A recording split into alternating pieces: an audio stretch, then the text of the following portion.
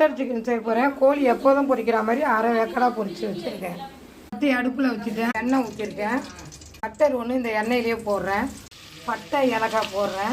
Cut பண்ண வெங்காயம் போட்டிருக்கேன். கொஞ்சம் நேரம் வதங்குறேன். தக்காளி 3 இதுலேயே போடுறேன். ஒரு 5 இதுலேயே போடுறேன்.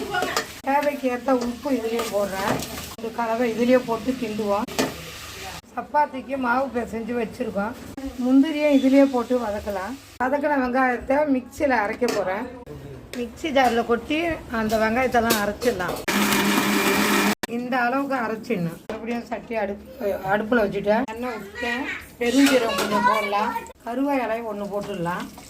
தனி மிளகாய் தூள் தேவைக்கு ஏற்றது. கொஞ்சம் மஞ்சத்தூள். கலரை மாறுறதுக்குள்ளே அந்த அரைச்சி வச்ச வெங்காய கலவை எல்லாத்தையும் போட்டுடலாம். பட்டர் சிக்கன் கொதி வந்துருச்சு. பொரிச்ச கறியை அதிலே போட்டுடலாம். Button chicken ready. எல்லாம் லைக் பண்ணுங்கள்.